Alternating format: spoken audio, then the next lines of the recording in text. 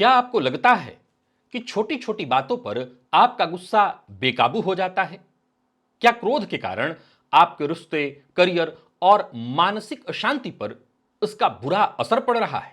क्या आप जानते हैं कि आपकी जन्म कुंडली में कुछ ऐसे ग्रह योग हो सकते हैं जो आपके स्वभाव को आक्रामक और आवेगशील बना रहे हैं?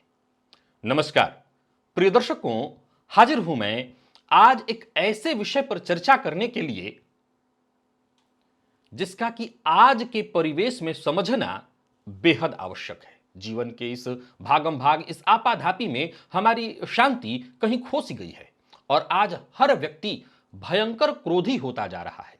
ज्योतिष के दृष्टिकोण से देखें तो वो कौन से ग्रह योग हैं जो आपको क्रोधी बना रहे हैं?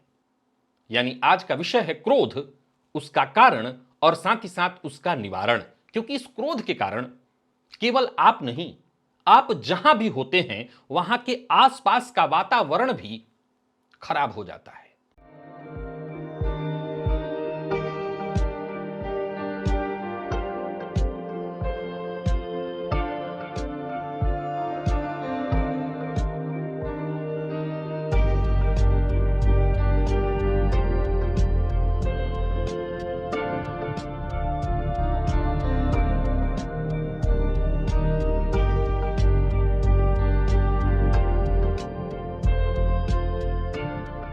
प्रिय दर्शकों, ज्योतिष शास्त्र में मंगल को क्रोध का कारक माना गया है।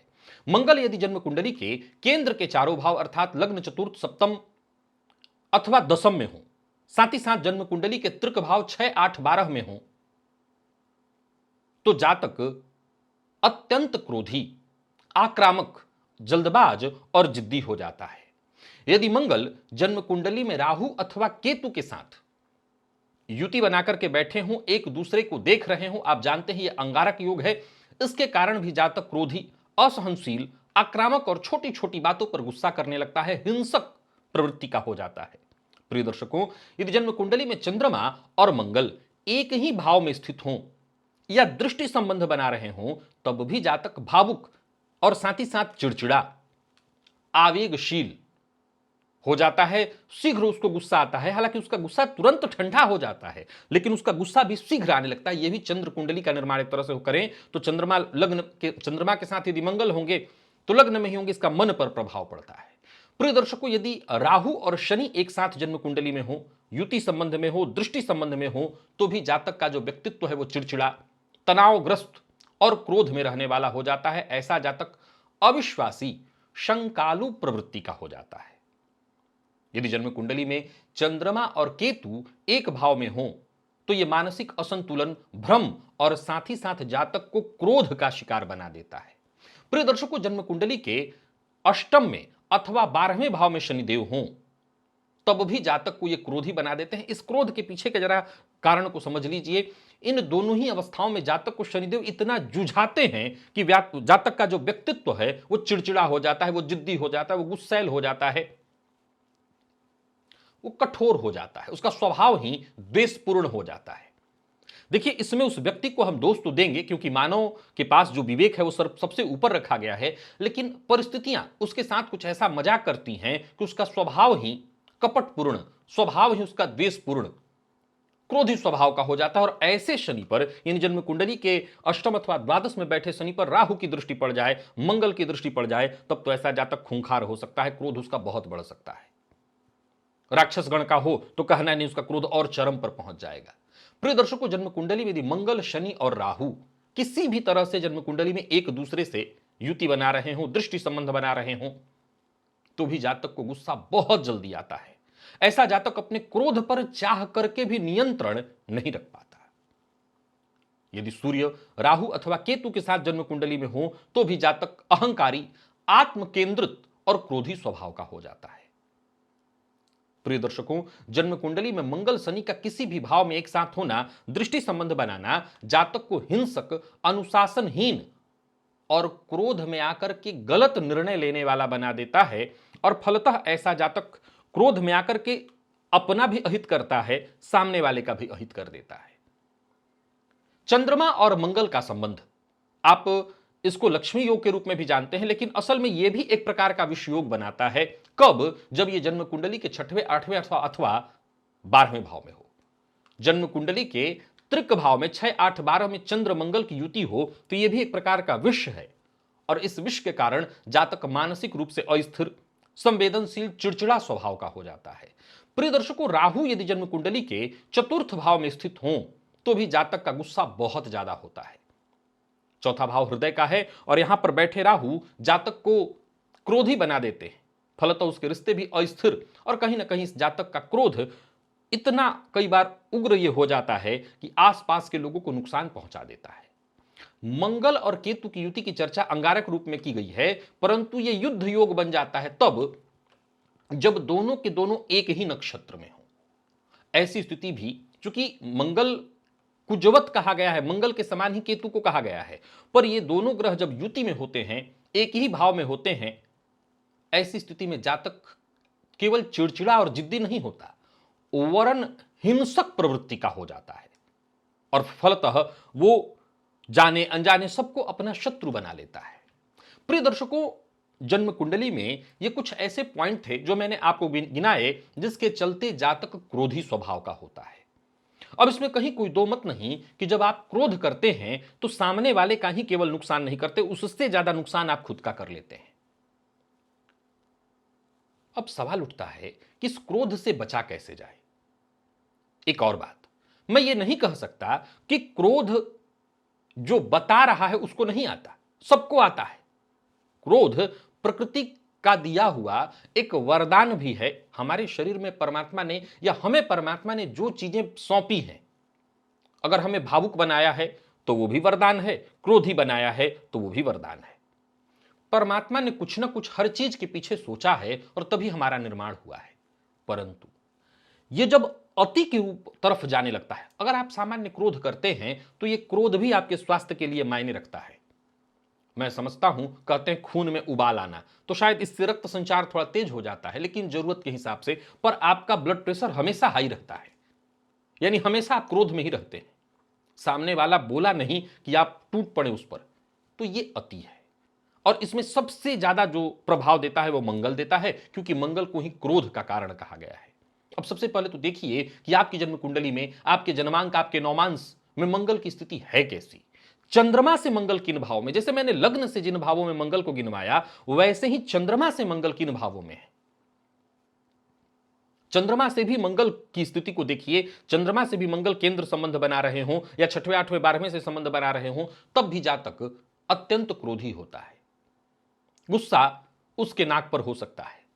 एक और बात, इन सभी स्थितियों के साथ यदि जातक मनुष्य गण का हो या देवगण का हो तब तो फिर भी थोड़ी राहत है, लेकिन अगर कहीं जातक राक्षस गण का हुआ तब तो फिर अकेले वो नहीं, वरन उसका पूरा परिवार उसके क्रोध के कारण परेशान रहेगा।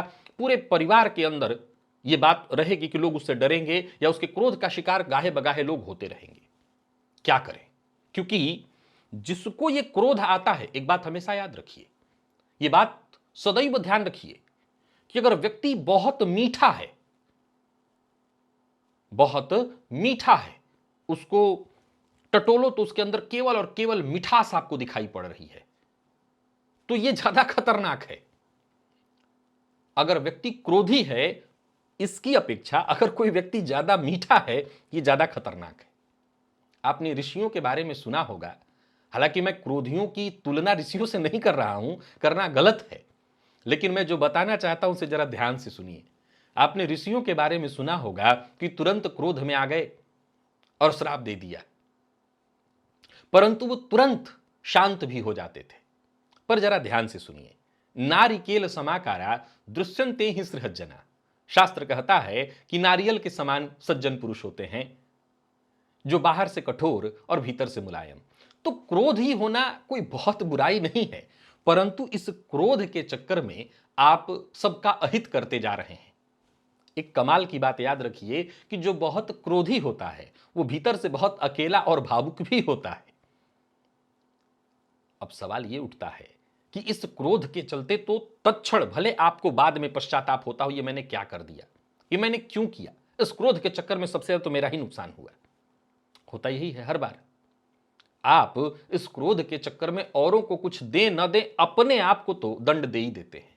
क्या उपाय करें, कौन सा उपाय करें जिससे आप इस क्रोध से बच सकें?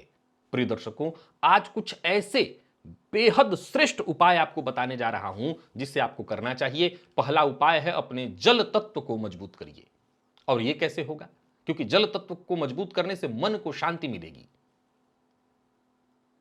क्रोध आपका शांत रहेगा। करना क्या है प्रिय दर्शकों? रोज सुबह यह नियम बना लीजिए, अगर आपको बहुत क्रोध आता है तो 10 से 15 मिनट कोई एक पात्र ले लीजिए, उसमें पानी भर लीजिए और उसमें पैर डाल करके बैठिए।